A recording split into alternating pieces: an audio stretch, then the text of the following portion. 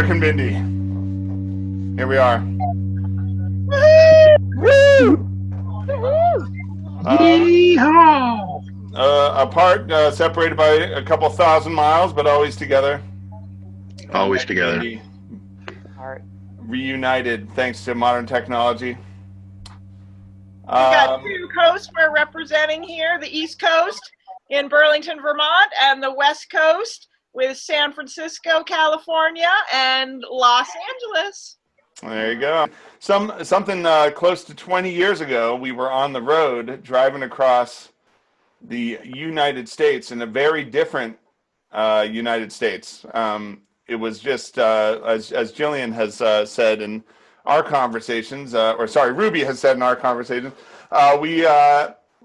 it was like a time before 9/11 and a time before all of, when we had just sort of white supremacists hanging out in our cities and fun stuff like that. It was kind of like, it was still, there was a dark underbelly, as there always has been, but we were kind of coming through what felt just like a nicer country to live in. It was just there was more fellowship and lots of weirdos that were kind of more charming than dangerous, and even if they were a little dangerous. And I don't know, it was a cool time to travel across the U.S.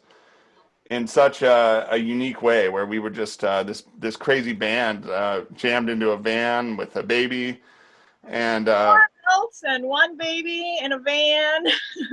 It was quite an adventure.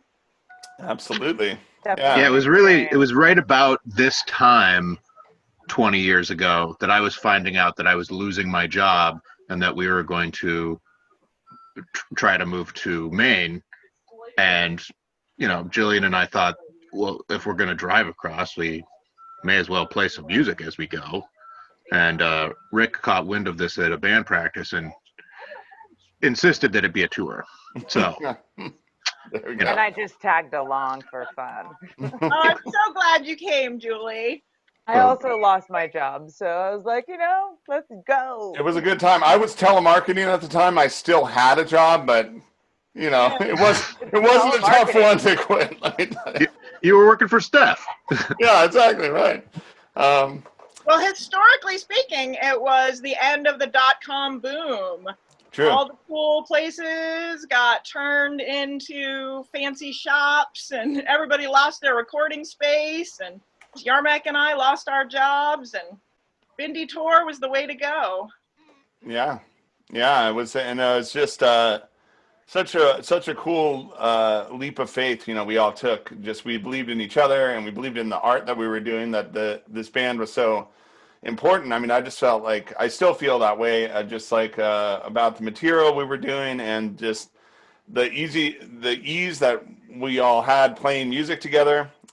We could just get into a room and no idea was too weird or stupid or whatever, just we could just lay something down, and then we all had like a synergy that was just really unique. I've been really blessed to have played with a lot of great musicians since we played together, and been in some bands that I just adore. But there's always been this thing, like American Bindi is like the one that got away, we had some magic sauce. We definitely had some magic sauce. It was like just the right combination of where we were as musicians, as people, our age, our everything. Just, it was the right time for us to be really so productive, and it just means so much to me, and I love you guys. I'm so excited to look at this footage. It's very nostalgic for me, and I think it's really good, and I'm so excited to premiere this video with you guys. It's just it's gonna make me cry. I'm glad I'm wearing sunglasses. I love American Bindi so much. Yeah. I love the Bindi. And so we had that really good formula of really jiving and writing songs very naturally together, but we literally road tested it. Yes, we did. And it was successful as a road test, because we wrote songs on the road, outside usually. Right. We wrote some of our coolest tunes on the road. Yeah, there was some really cool stuff we came up with. Yeah. I keep finding songs that I forgot that we wrote.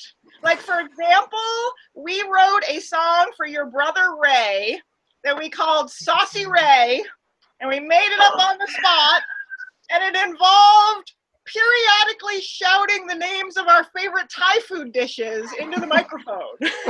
Right. I don't remember that, but that sounds like something we would do. That sounds about right. Oh, yeah. Hmm.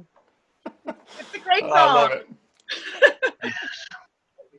That sounds Even the about ones, right. even the ones that didn't work sonically worked very much as a concept. Right. Exactly. Yeah, it's so cool. So, we have big plans, of course. We've been talking about offline that about, recording some of those songs remotely now that we all have stepped into the future thanks to 2020. We have these sorts of things, video calls and stuff, and it's not that weird anymore. So, us doing some sort of new recording is definitely on the books. Also, us finally producing all the video we shot on this tour. This was a time before smartphones and everything, but we brought a camcorder along and captured hours and hours of us on the road, and that's been 20 hours of raw footage right. There you go. all across the country. Yeah, so it's always been the dream to put that together into the American Bindi the movie, and so that will hopefully also be coming soon. Absolutely. This is the first piece. And well, yeah, maybe Ruby, maybe you want to talk a little bit about that because you were it's all thanks to you that we're getting this off the ground because you've been looking at this footage and finally you're like, I'm going to do something with it, and it's very cool. So you want to tell us a little bit about the movie and about this video particularly. Well, this has been a dream of mine to make this happen for, going on 20 years now.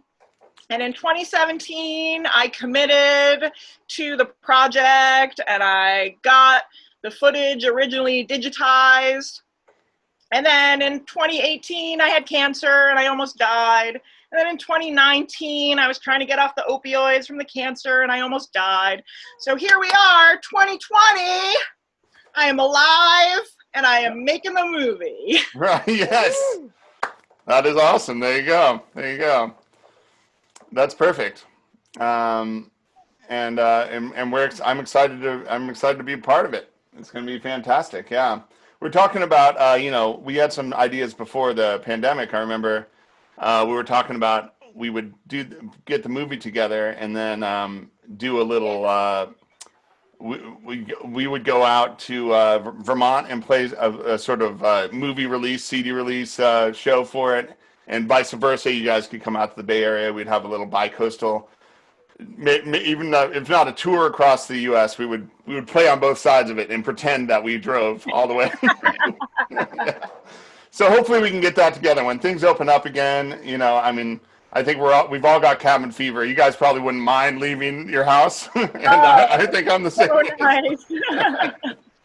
I like traveling in general. Yeah, and miss it a lot. Yeah. But But Julie is also a fantastic musician and has really blossomed into that over these last 20 years. And so whereas when we went on tour, she was so helpful and was our merch girl and made sure that Ava didn't run into the street and all that fun stuff. Now she's in Throwdown. Tour manager, lumpy liaison. Liaison, yep. And but now Julie has the skills to just be right in there in the groove with us. So I'm very excited to sort of fold her in and everybody. Too. Yeah, so it's just gonna be fantastic. Man. Yeah. And Julie, tell us a little about all the instruments you've learned how to play now. Yeah, I guess no longer am I just the Bindi dancer, or one of the Bindi dancers. Sorry, there were multiple, but on the road I was the representative Bindi dancer. Our touring dancer. The touring dancer. But now I play bass also, and but mostly upright. I don't have my electric bass here in LA, but one of these days I shall retrieve it from it's in my basement. I think I have your bass. I wouldn't mind if you could send it. I was actually hoping to come home for Thanksgiving, but and retrieve some instruments, but no. That's yeah. Thanks, COVID. But you know, I also play mandolin. I do a lot of traditional music with my mandolin, but yeah, I love my mandolin and my double bass. There you go. I can't wait to have the opportunity to play with you. Yes, I would love to jam with the Bindi. Jam with the Me too. Yeah. So for those of you at home, we've actually asked Yulika to be part of the musical component of American Bindi, not just the dancer. And she and I will probably be doing some fun trade-off where sometimes I play bass, sometimes she plays bass, sometimes she'll play mandolin, sometimes I'll play I play lots of stuff. Right, yeah. Well, yeah, that over the last 20 years, we've definitely I'm playing tons of different instruments nowadays too, and you're a great drummer, Jason, so you could always jump on the drums. I'll jump. I was just going to say, I am a competent drummer. Yeah. There you go. Switch it around. Right. That's it. Shake it up. Well, cool. I'm looking forward to all that. In the meantime, we have this here 10 Apple Fetch video, which was a song that we wrote. You want to tell the story about this one, Yarmak? I think you've got the best take on it. Well, so we were at band practice one night, and it was near Thanksgiving, and Rick would just come over. We'd have band practice in the living room. Lumpy would sit in a box, and typically, oftentimes Julie was even there because we would have dinner, band practice, hang out, band practice. It was an event. So we were near Thanksgiving, and Jillian said, "Hey, I'm going to need 10 apples for this pie." So Rick and I went to the store. We probably got some beer too, but we got 10 apples, and we came back, and we were so inspired by our journey, we wrote a song, and we called it 10 Apple Fetch. That's beautiful. That's beautiful, Yarmak. I mean, it just gets more epic every time. It's like Lord of the Rings or Game of Thrones or something. He included well, with the perspective over these 20 years, I've realized which parts of the story were really important to include. Yeah, the beer, the apples. Beer and the apples. Yeah, I mean, I didn't want to mischaracterize that we didn't get beer. Right. We almost certainly got beer. I can't guarantee it, but nearly. I don't know why else we would go to the store other than with 10 apples. Well, there's that, yeah. Shout out I forgot that part of the story. The apples. There's apples. Yeah. Anyway, well, awesome. And we shot the video there in Brooklyn, New York, while we were on tour, and it was a warm summer day. You can tell from all of the outtakes where everybody's a little bit glistening. It was warm outside, and Frenched. Right, everybody looked good, and we got our good friends out there that we met via Jillian. And they my friends from home. There it is, yeah, and they were all there living in in Brooklyn, and so we got them to do free labor and be our actors and play us in the video, and we were all just sort of in background characters, and they are playing us, and very cool to see it all come together. Such a fun day to shoot that video. Be you. You're supposed to be me. Okay. What's your official stage name? Yarmak T. Harvest. What is it? Yarmak T. Harvest. Yarmak T. Harvest. All right. JRMAC. T. You gotta ask me questions. HIRVYS. So Paul, how have you prepared for this role? I prepared for this role with deep meditation. First thing I did, I sat in a room. I did not put any candles up. All right, no candles. And then I put on the American Bindi CD. Kind of got wrapped in into the groove of it. And within that, I could kind of like, I could kind of feel something, some kind of energy coming out of that. Now that energy that came out of the CD, that came out of the speakers, that was very prose woven. I grabbed it and I held it in my hand, and I squeezed it on top of me, and it sprinkled all over me. And then that was the first time I felt like maybe I can do this. Maybe this is really something that I can do. Maybe this is something that would really fulfill a previously undeclared aspiration. And that's all I can say right now, without giving further information that could be detrimental to national security. Yeah, you don't want to. So,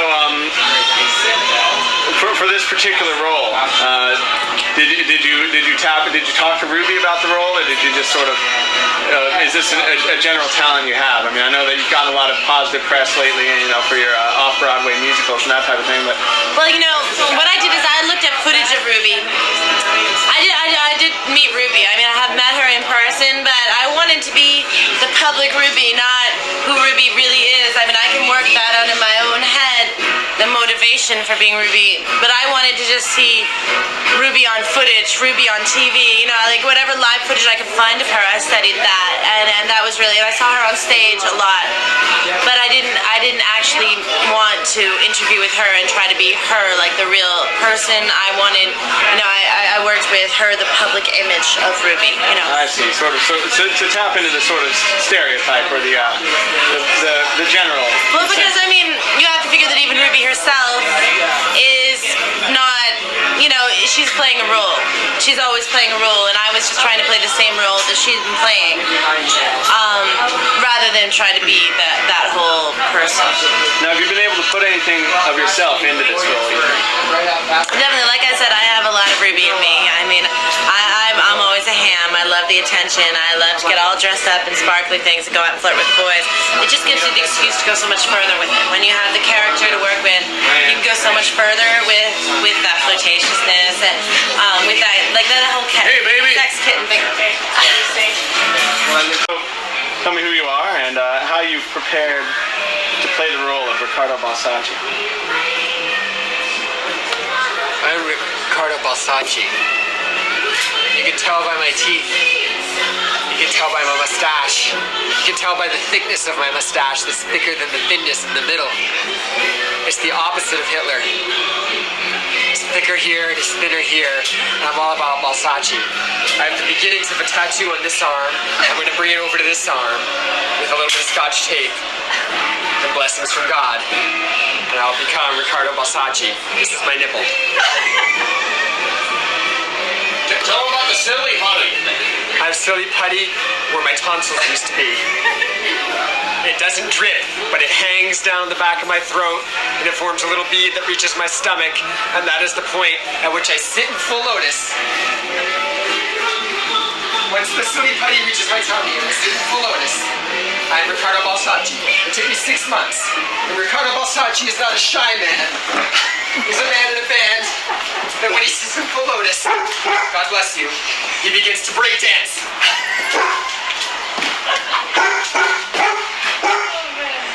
I'm ready to drum. Such a fun day to shoot that video. We drove her all around and did all kinds of crazy shenanigans, and it was so cool to see it all together. Ruby, was so awesome that it's just like dream fulfillment. Yeah, very cool. I love too how many of the wonderful pieces of graffiti from Brooklyn 2001 that are certainly not there anymore that we were able to capture in this video. Right, and cool little characters that are just like the old couch and things like that. Right, just like they're just parts of the street, the garbage on the street and everything. It's just like, oh wow, it's just like.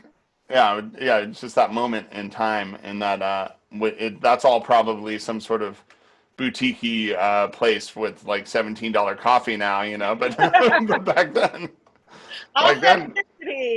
right. But it was so realistic that's exactly how that would go down if we lived in Brooklyn, lived in a van that had stairs in it that went to the third floor apartment. Right.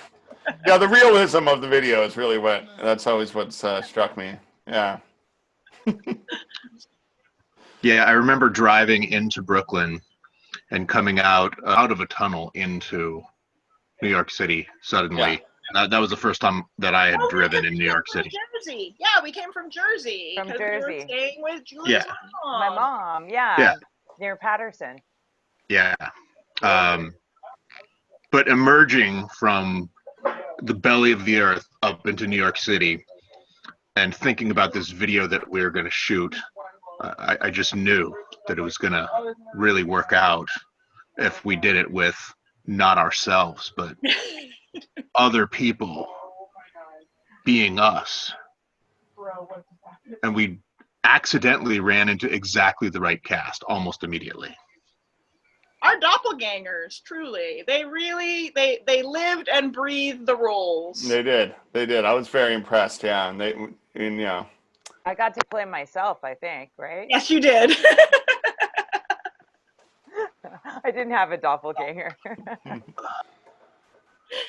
Lumpy didn't have a doppelganger either. Yeah, that's okay. Right. That's okay. True.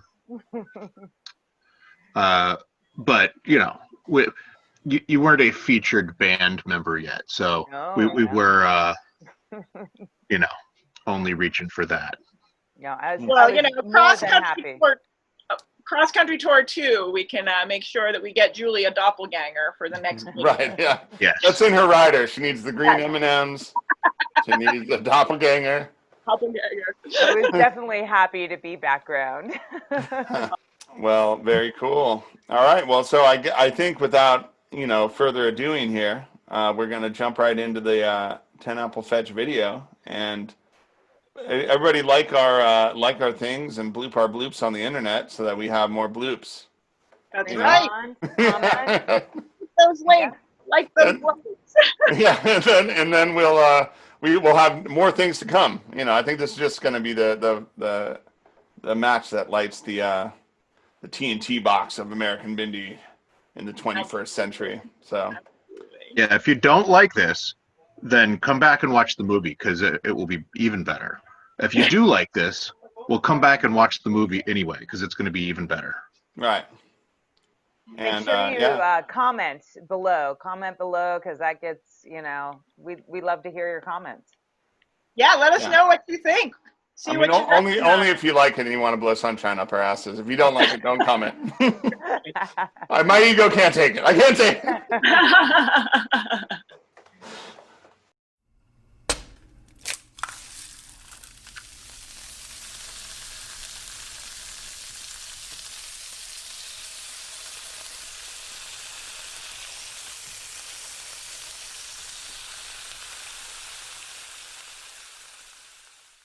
Is it live? Yeah. So on Thanksgiving, Jillian sent Rick and I to the store to get 10 apples because she needed 10 apples for some pies she was making. And when we got back, we wrote this song. What's it called? It's called 10 Apple Fetch. Because of the 10 apples. That we went and fetched. Feel free to swing to this one. All right, go ahead.